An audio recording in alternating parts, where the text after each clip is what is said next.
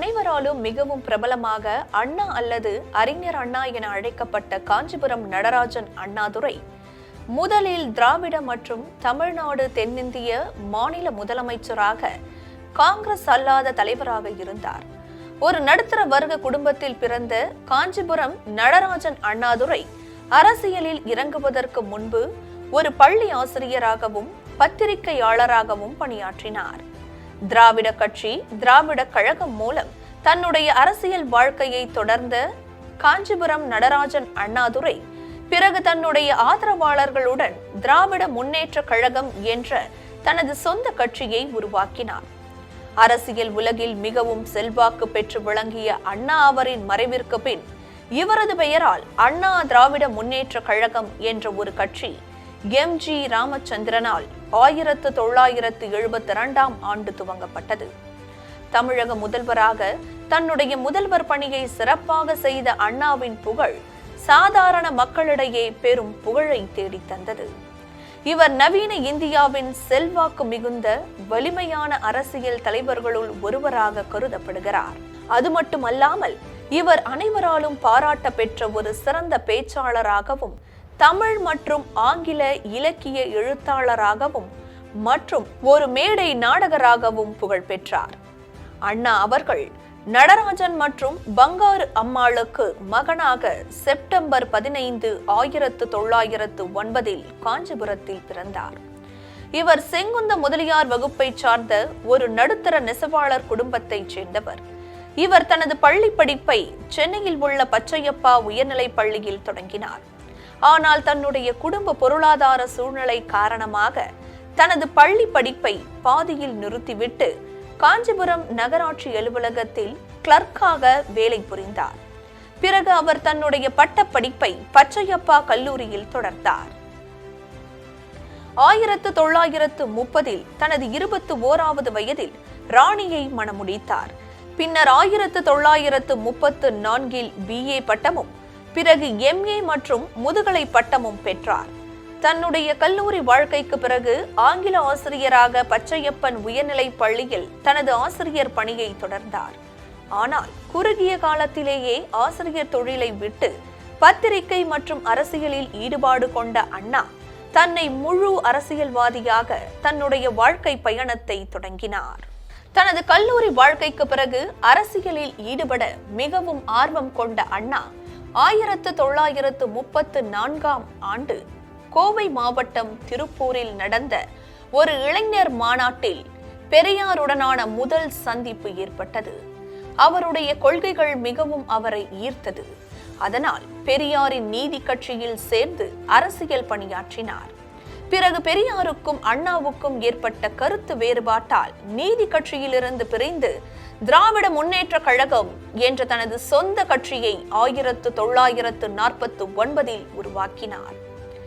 நீதி கட்சி பத்திரிகையின் உதவி ஆசிரியராக இருந்த இவர் பிறகு விடுதலை மற்றும் அதன் துணை பத்திரிகையான குடியரசு பத்திரிகைக்கு ஆசிரியராக பணியாற்றினார்.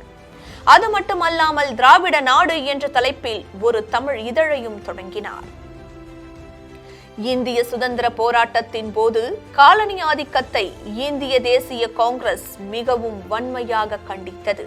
ஆனால் இந்த கட்சி பெரும்பாலும் பிராமணர்கள், வட இந்தியர்களின் ஆதிக்கம் மிகுந்த கட்சியாக இருக்கிறது என்று பெரியாரால் விமர்சிக்கப்பட்டது. இதனால் சுதந்திர தினமான ஆகஸ்ட் 15, 1947 கருப்பு தினமாக அறிவிக்க தனது தொண்டர்களுக்கு அழைப்பு விடுத்தார் பெரியார். இதனை ஏற்றுக்கொள்ள மறுத்த அண்ணா, இந்தியாவின் சுதந்திரம் இந்தியாவில் உள்ள அனைவரின் போராட்டத்தினாலும் வியர்வையாலும் கிடைக்க பெற்ற ஒன்று. அது ஆரிய மற்றும் வட இந்தியர்களால் மட்டும் பெறப்பட்டது அல்ல என்றார். இதனால் இருவருக்கும் கருத்து வேறுபாடு ஏற்பட்டு 1948 நடந்த திராவிட கட்சியின் கட்சி கூட்டத்தில் இருந்து அண்ணா வெளியேறவும் நேர்ந்தது. அது மட்டுமல்லாமல் பெரியார் தன்னை விட 40 வயது இளையவரான மணியம்மையை மணந்ததால் அண்ணாவும் அவருடைய ஆதரவாளர்களும் திராவிட கட்சியை விட்டு வெளியேறி 1949 திராவிட முன்னேற்ற கழகம் என்ற தனது சொந்த கட்சியை பெரியாரின் மருமகன் EV.K. சம்பத்துடன் இணைந்து உருவாக்கினார். இக்கட்சி குறுகிய காலத்தில் மக்களிடையே பெரும் செல்வாக்கையும் ஆதரவையும் பெற்றது. பெரியாரின் திராவிட கழகத்தில் இருந்தபோது அண்ணா பெரியாரின் திராவிட நாடு கொள்கைக்கு ஆதரவு அளித்தார். ஆனால் பெரியாரின் வாரிசாக கருதப்பட்ட அவரின் மருமகனான EVK சம்பத் இக்கொள்கைக்கு மறுப்பு தெரிவிப்பது மட்டுமல்லாமல் பெரியாரின் திராவிட கழகத்தை விட்டு திமுகவிலும் இணைந்தார். ஆனால் அண்ணாவின் திமுக கட்சி தமிழ் திரைப்பட கலைஞர்களை முன்னிறுத்தி செயல்பட்டதை விரும்பாத EVK சம்பத் திமுகவில் இருந்து விலகி 1961 தமிழ் தேசியவாத கட்சி என்ற தனி கட்சியை தொடங்கினார். 1962 நடந்த மாநிலங்களவையில் அவர் பேசுகையில், நாங்கள் கோருவது தென்னிந்தியா என்ற நாடு என்று உரையாற்றினார். அதன் பிறகு இந்தியா மொழிவாரி மாநிலமாக பிரிக்கப்பட்டு தமிழர்கள் வாழும் பகுதி மதராஸ் மாநிலமாக உருவாக்கப்பட்டது. அண்ணா திராவிட நாடு திராவிடர்க்கே என்ற உண்மையை உணர்ந்த அவர் அக்கொள்கையை கைவிட்டார். 1928 மோதிலால் நேரு அவர்கள் அதிகாரப்பூர்வ மொழியாக பயன்படுத்த இந்தியை பரிந்துரைத்த போது தமிழக மக்கள் மற்றும் அரசியல்வாதிகளும் இந்தி வட இந்தியர்களின் முக்கிய மொழியாக இருப்பதால் மற்ற மொழி மக்கள் இரண்டாம் தர குடிமக்களாக கருதப்பட வேண்டும் என்று கருதி கடுமையாக எதிர்த்தனர். இதன் தொடக்கமாக காங்கிரஸ் கட்சி 1938 மதராஸ் மாகாணத்தில் ஸ்ரீ ராஜகோபாலாச்சாரி தலைமையில் அனைத்து பள்ளிகளிலும் கட்டாய மொழியாக இந்தி பயன்படுத்த பரிந்துரைக்கப்பட்டது. ஆனால் இதை விரும்பாத அண்ணா, பாரதிதாசன், தமிழ் ஆன்றோர்கள், புலவர்கள், அரசியல் தலைவர்கள் என அனைத்து தமிழ் பற்றாளர்களும் தங்களுடைய எதிர்ப்பை வெளிப்படுத்தினர்.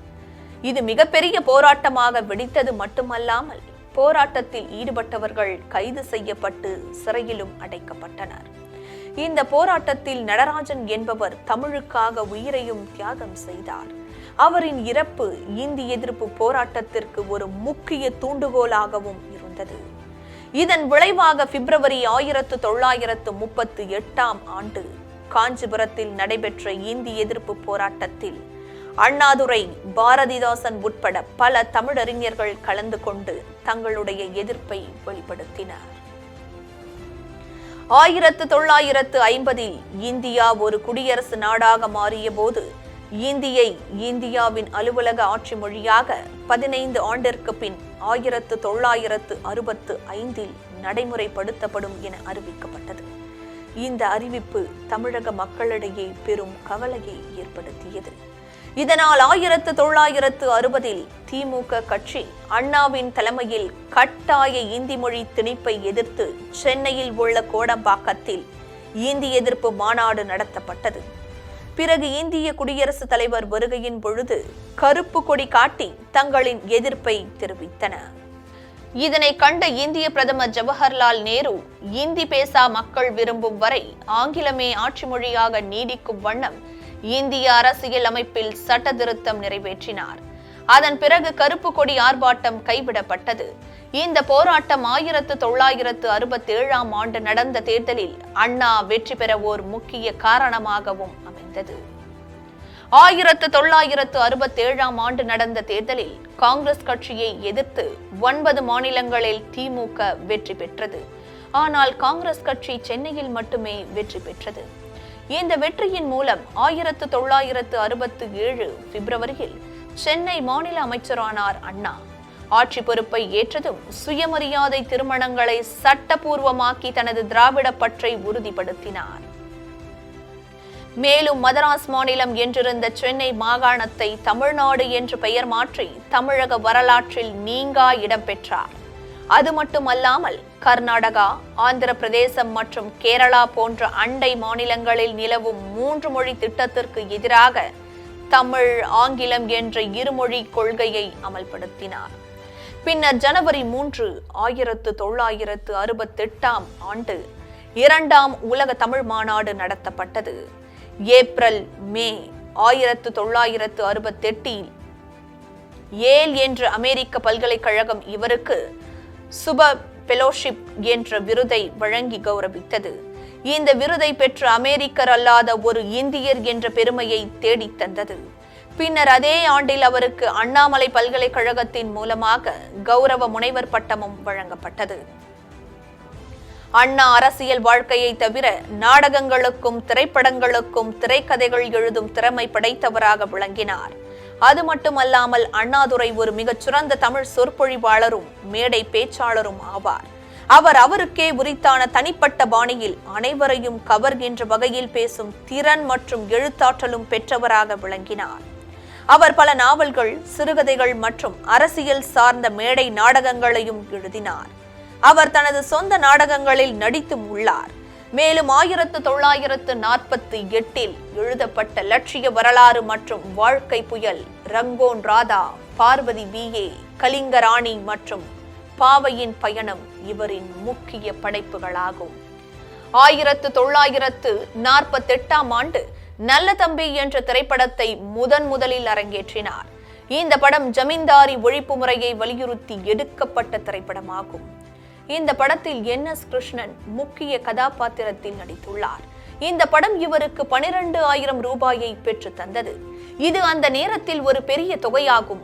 அது மட்டுமல்லாமல் இவரின் மிகச் சிறந்த நாவலான வேலைக்காரி மற்றும் ஓர் இரவு போன்ற நாவல்கள் திரைப்படமாக எடுக்கப்பட்டன.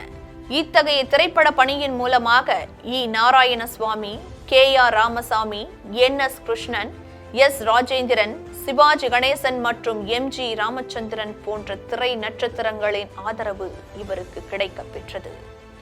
2 ஆண்டு காலம் தமிழக முதல்வராக பணியாற்றிய அண்ணாதுரை 1969 ஆண்டு பிப்ரவரி 3 இறந்தார். அவர் புற்றுநோயால் அவதிப்பட்டு கொண்டிருந்த போதிலும் அவர் தன்னுடைய உடலை ஆரோக்கியமாக வைத்துக் கொண்டார். அவருக்கு புகையிலை மெல்லும் பழக்கம் இருந்ததால் அவரது உடல்நிலை மேலும் மோசமடைய செய்தது.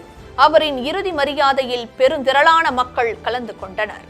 இந்நிகழ்வு கின்னஸ் உலக சாதனை புத்தகத்தில் இடம்பெற்றுள்ளது. அவரது இறுதி ஊர்வலத்தில் சுமார் 15 மில்லியன் மக்கள் கலந்து கொண்டு இறுதி மரியாதை செலுத்தினர். இவருடைய உடல் சென்னையில் உள்ள மெரினா கடற்கரையில் அடக்கம் செய்யப்பட்டது. அதன் பிறகு இவரின் நினைவை போற்றும் வகையில் இவ்விடம் அண்ணா சதுக்கம் என்ற பெயரில் பொதுமக்கள் அஞ்சலி செலுத்தும் வகையில் அமைக்கப்பட்டுள்ளது. அண்ணாவை நினைவு கூறும் வகையில் சென்னையில் உள்ள ஒரு குடியிருப்புக்கு அண்ணா நகர் என பெயரிடப்பட்டுள்ளது. அது மட்டுமல்லாமல் தமிழ்நாட்டின் முதன்மையான தொழில்நுட்ப பல்கலைக்கழகத்திற்கு அண்ணா பல்கலைக்கழகம் என்று பெயர் சூட்டப்பட்டுள்ளது. சென்னையில் உள்ள தற்போதைய திமுக தலைமைச் செயலக கட்டிடத்திற்கு அவரின் நினைவாக அண்ணா அறிவாலயம் என்றும் பெயர் சூட்டப்பட்டுள்ளது. சென்னையின் முக்கிய சாலையான மவுண்ட் ரோடு அண்ணா சாலை என அவரது பெயரால் பெயர் மாற்றம் செய்யப்பட்டு சிலை கூட அங்கு அமைக்கப்பட்டது. மேலும் அண்ணா நூற்றாண்டு நூலகம் அண்ணாதுரை என்ற உயர்ந்த மனிதருக்கு காணிக்கையாக 2010 சென்னையில் நிறுவப்பட்டது.